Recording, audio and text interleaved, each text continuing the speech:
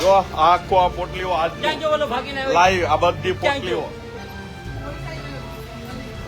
આ વરાછા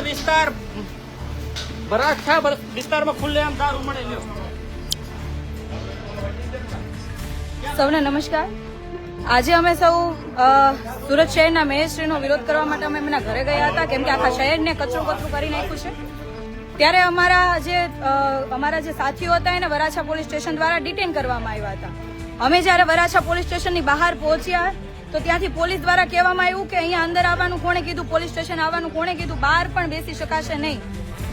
ત્યારે અમે દારૂના અડ્ડાની વાત કરી કે તમારામાં તાકાત હોય તો તમે દારૂના અડ્ડા બંધ કરાવો, લોકોને નુકસાન થાય છે બંધ કરાવો.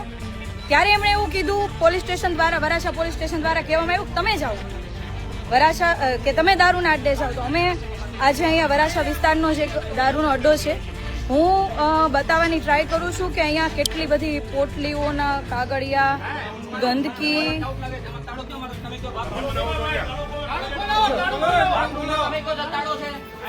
કેટલા જે લોકો પેલા દારૂ પીતા હતા એ લોકો ભાગી ગયા.